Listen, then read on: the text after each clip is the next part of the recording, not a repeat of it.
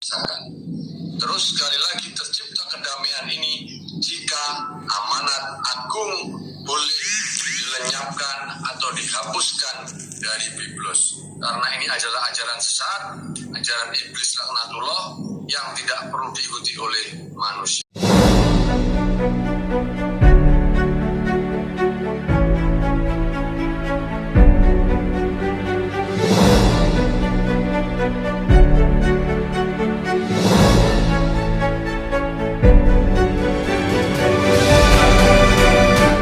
Haleluya, haleluya, Shalom alaikum Bismillahirrahmanirrahim, salam Aki. Aku kabarkan Injil keselamatan. Bapak Ibu ngisi Tuhan, ketemu lagi dengan saya, Evangelis Avraham Effendi Usman. Bagaimana kabar Bapak Ibu semua? Tentunya luar biasa.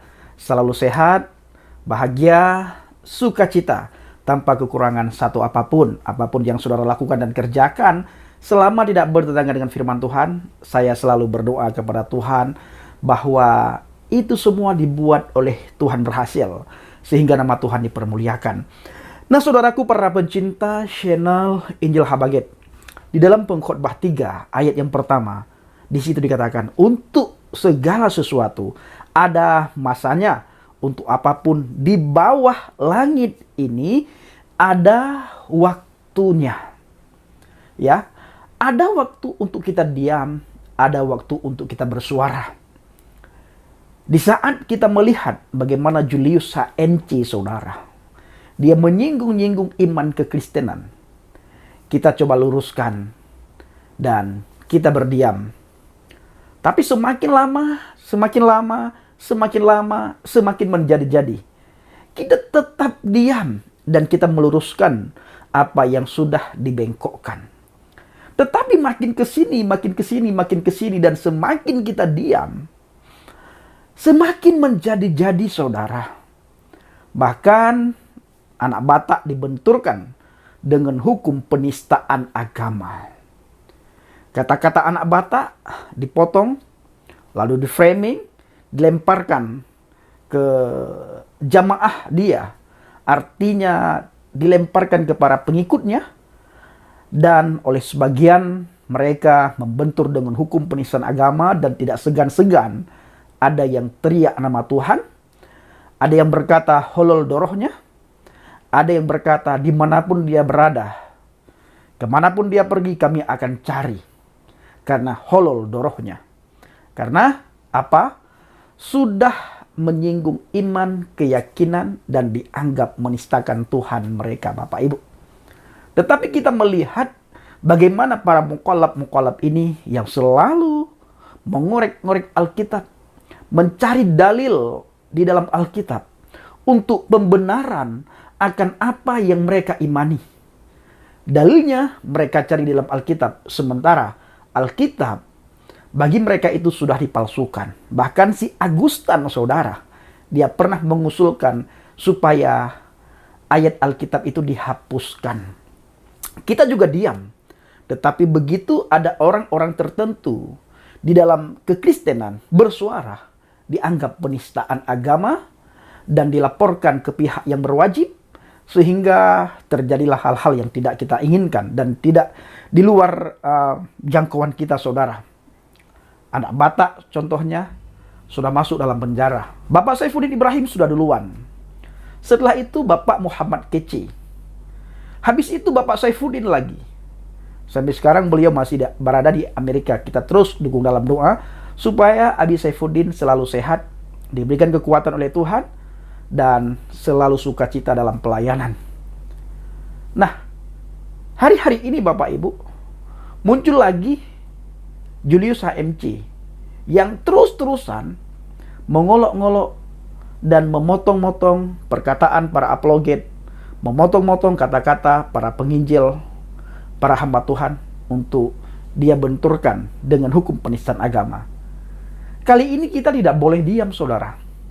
Ya, ada masanya kita diam, ada masanya kita bersuara supaya pihak yang berwajib, hukum yang berlaku juga ditetapkan kepada mereka. Karena kita di bangsa dan negara ini sama-sama kita bayar pajak, dan sama-sama kita harus taat kepada hukum, dan sama-sama kita di depan hukum. Agama boleh berbeda, ras suku boleh berbeda, iman kepercayaan akidah boleh berbeda, tetapi hukum kita sama diberlakukan dan harus sama. Bila tidak, ya sebagaimana yang sering saya katakan Bapak Ibu, Tuhan nanti akan bertindak. Dan di dalam kitab Pengkhotbah juga sudah dikatakan. Pengkhotbah 3 ayat yang ke-16 ya. Ada lagi yang kulihat di bawah matahari, di tempat pengadilan. Di situ pun terdapat ketidakadilan, dan di tempat keadilan di situ pun terdapat ketidakadilan. Jadi saudara, kita hari ini coba bersuara. Seperti pendeta MYM kita sudah melihat, beliau sudah melaporkan Julius HMC. Tapi sampai hari ini belum tersentuh hukum, belum diproses. Ya, apakah ada perbedaan antara orang Kristen dan orang Islam di depan hukum? Kita tidak tahu. Yang kita tahu selama ini bahwa semua umat, semua rakyat Indonesia itu sama di depan hukum. Siapapun yang menista agama, tidak pandang bulu, tidak pandang siapa dia, agama apa dia, apa kepercayaannya, apa keyakinannya, bagaimana imannya. Kalau tersandung dengan hukum, maka harus diberlakukan sama. Kita juga tidak meminta kepada pihak yang berwajib supaya Julius HMC, para mukallaf itu dihukum seberat-beratnya. Tidak. Yang kita minta apa? Supaya hukum itu ditegakkan, baik kepada agama A maupun kepada agama B, maupun agama C, agama D, agama E. Dan kepada siapapun yang bersalah, maka dihukum. Sehingga tidak ya tebang pilih saudara. Dari sinilah kita terus bersuara. Bapak Ibu, kalau bukan kita bersuara, siapa lagi yang bersuara? Apakah kita mengharapkan kepada para gembala-gembala, kepada gereja-gereja? Tidak mungkin saudara. Tidak akan mungkin, dan itu tidak akan terjadi. Apalagi kita mengharapkan kepada PGI. Tidak akan saudara. Jadi kitalah yang akan bersuara. Maka ada istilah orang benar tidak boleh diam. Apabila diam orang benar, maka hancurlah saudara. Segala sesuatu yang kita pikirkan itu akan berantakan semuanya. Kenapa? Karena selama ini orang benar itu diam. Maka kita sudah cukup diam saudara. Di samping kita berdoa, serahkan sama Tuhan. Dan juga kita harus bersuara agar hukum itu ditegakkan. Ya. Kadang-kadang saudara sangat memerlukan suara kita, baru sesuatu itu tersentuh dengan hukum. Bila tidak, maka seolah-olah hukum tidak akan menyentuh orang-orang tertentu. Nah, inilah gunanya media sosial. Adanya media sosial, kita bisa bersuara agar bisa didengar oleh semua orang. Dengan adanya media sosial, kita juga bisa jadikan alat untuk memberitakan firman Tuhan, beritakan Injil. Apa yang sudah mereka bengkokkan selama ini, dengan adanya media sosial, kita bisa luruskan dan bisa dilihat oleh ratusan bahkan ribuan orang Bapak Ibu. Inilah fungsinya orang benar harus bersuara. Supaya orang-orang salah itu ketika menghina iman kekristenan, membengkokkan ajaran Alkitab, tidak dianggap benar oleh orang Kristen yang awam atau orang Kristen yang minim pengetahuan atau orang Kristen yang masa bodoh. Dengan adanya kita bersuara, maka banyak orang melihat, oh iya ya, ini kata Alkitab. Nah, makanya saudaraku, belajar daripada sumbernya. Jangan belajar Alkitab dari orang yang tidak tahu akan Alkitab. Maka kita akan tersesat. Bayangkan saudara. Ada ayat-ayat tertentu yang tidak perlu kita tafsirkan. Begitu kita lihat, kita baca, kita sudah tahu ini artinya. Tetapi bagi mereka yang hidup dalam kegelapan, itu dianggap penistaan agama. Dianggap penistaan, saudara. Dan ini dialami sekarang oleh para apologet. Para mukallaf itu Bapak Ibu, mereka ingin melaporkan semua para apologet.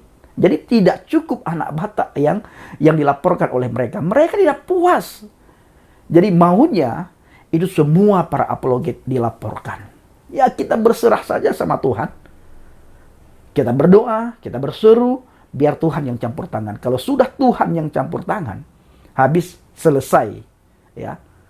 Karena di dunia ini Bapak Ibu, tidak bisa kita mencari keadilan kepada yang kita ketahui selama ini. Keadilan satu-satunya itu hanya Adonai Yesus HaMashiach. Dialah hakim yang adil. Dan satu-satunya hakim yang adil itu Dia, saudara. Saya dulu tidak tahu siapa sih Yesus HaMashiach itu. Yang saya tahu, Dia hanya sebatas nabi dan rasul. Yang saya tahu, Dia manusia biasa. Lebih daripada itu saya tidak tahu. Ya. Nah, ternyata setelah saya dapati dari sumbernya Bapak Ibu, dari Alkitab, baru melek mata saya, baru melek pikiran saya, baru hati saya bisa menerima bahwa Yeshua itu adalah Tuhan dan Juru Selamat. Dia satu-satunya Elohim. Banyak sekali orang meragukan kemahakuasaan Tuhan. Banyak sekali Bapak Ibu orang meragukan kemahakuasaan Tuhan. Makanya mereka selalu menghina kita. Mana mungkin Tuhan menjadi manusia? Enggak mungkin. Seolah-olah mahakuasaan Tuhan itu diragukan di sini.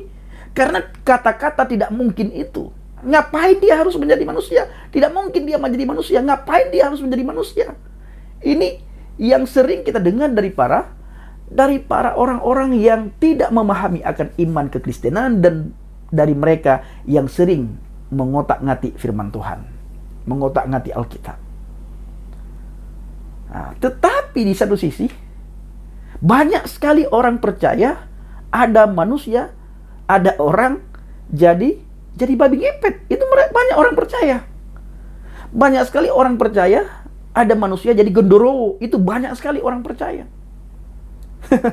Tetapi Tuhan yang maha segala-galanya, Dia maha kuasa, sedikit sekali orang percaya Bapak Ibu kalau Dia jadi manusia yang sempurna. Firman-Nya yang nuzul menjadi manusia, sangat sedikit sekali orang yang percaya. Makanya kita patut bersyukur, kita patut berbahagia, kita patut sukacita karena kita adalah orang-orang pilihan Tuhan. Kita adalah orang yang sudah dipilih untuk percaya, beriman, bertakwa kepadanya, saudara. Kita ini sama-sama orang berdosa, Bapak Ibu. Saudara berdosa, saya berdosa, kita semua berdosa. Tetapi kita saat ini dibenarkan oleh firman-Nya. Dan kita jangan lagi main-main dengan dosa. Setelah kita mengenal Dia, jangan lagi main-main dengan dosa, Bapak Ibu. Nanti ketika di depan hakim yang maha adil, semuanya diperlihatkan sama kita. Kesalahan kita, dosa kita, pelanggaran yang kita lakukan masa di dunia ini juga diperlihatkan oleh Tuhan. Jangan sampai kita tidak selamat. Akhirnya tergenapilah Injil Matius 7 ayat 21 sampai seterusnya. Nanti kita akan mengadu kepada Tuhan di saat kita tidak selamat. Tuhan, bukankah aku masa di dunia ini berseru, melakukan segala sesuatu di dalam nama-Mu. Mukjizat banyak kulakukan, kesembuhan, segala sesuatu, dan setan-setan ku usir dalam nama-Mu, demi nama-Mu. Kenapa aku tidak selamat? Nah, disitulah firman berkata, bukan setiap orang yang berseru kepadaku, Tuhan, Tuhan, akan masuk ke dalam kerajaan surga, tetapi bagi mereka yang melakukan kehendak Bapa. Nah, ayat ini dipelintir lagi oleh mereka, Bapak Ibu. Ya, mereka berkata, lihat, ya kamu yang berseru kepada Yesus, apakah kamu selamat? Bapak Ibu, mereka tidak teliti membaca firman itu. Tidak begitu teliti mereka di dalam memahami firman Tuhan itu. Bayangkan saudara, yang berseru saja kepada Yesus Kristus, Yeshua HaMashiach sebagai Tuhan, sebagai Elohim, belum tentu selamat. Bagaimana mereka yang tidak berseru? Bagaimana mereka yang mengolok-olok, menghina, mencaci maki, menyangkal? Sudah tentu neraka tempatnya. Saya ulangi, bukan setiap orang yang berseru kepadaku, Tuhan, Tuhan, masuk dalam kerajaan surga, tapi bagi mereka yang melakukan kehendak Bapa. Bapak Ibu, saudaraku para pencinta channel Injil Habaget, saudara harus jeli, harus teliti melihat ayat ini. Banyak dipelintir pemahaman firman Tuhan ini oleh para mukallaf. Kita yang berseru saja belum tentu masuk surga, apalagi mereka yang tidak berseru, yang menghina, mencemooh, mengolok-ngolok, menertawakan, mentafsirkan Alkitab menurut udelnya mereka. Sudah tentu neraka tempatnya. Maka saya selalu mengajak Bapak Ibu semuanya supaya tetap berdiri teguh di atas pondasi iman yang benar, dan saudara harus berada di dalam firman. Ya, harus berada dalam firman. Bukan sekedar saudara orang Kristen. Saudara bukan sekedar mengaku Tuhan, memanggil Tuhan. Jadi tidak cukup Tuhan, Yesua hanya di mulut, tetapi harus disertai dengan seluruh anggota tubuh kita bahwa Dia adalah Adonai, Yesua HaMasiah, Juru Selamat. Kita harus takut kepada Dia. Mata Tuhan melihat apa yang kita perbuat, buat yang baik, buat yang jahat. Bapak Ibu, mata Tuhan melihat apa yang kita lakukan, apa yang kita kerjakan, apa yang kita buat. Entah itu perbuatan baik, entah itu perbuatan jahat. Nanti ya, kita akan mempertanggungjawabkan. Makanya saya selalu mengajak saudara supaya dan menghimbau saudara supaya berdiri di atas pondasi iman yang benar. Berdiri di dalam firman. Bayangkan saudara, Injil Matius 7 ayat 21. Ya, yang berseru saja, apa kata kitab Injil? Bagaimana mereka yang menyangkal dan mengolok-olok, menghina dan menertawakan iman kita, saudara. Sekali lagi, kepada pihak yang berwajib di hadapan hukum adalah sama. Ya, kalau si A tersandung dengan hukum penistaan agama karena dianggap menghina, bagaimana dengan si B yang jelas-jelas mengolok-ngolok, mencaci maki, menghina, tidak dianggap hukum penistaan agama? Apakah kami berbeda di mata hukum? Bukankah kami ini sama di mata hukum? Cuma agama, iman, kepercayaan, akidah kami yang berbeda. Terima kasih. Assalamualaikum warahmatullahi wabarakatuh. Salam Aki. Aku kabarkan Injil keselamatan. Bapak Yahweh Bishim Adonai Yesua HaMasiah. Waruah Kodes memberkati kita semua. Haleluya. Amin. Salam murtadin.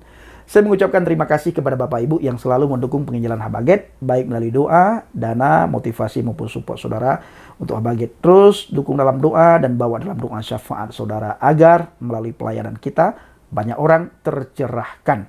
Terima kasih.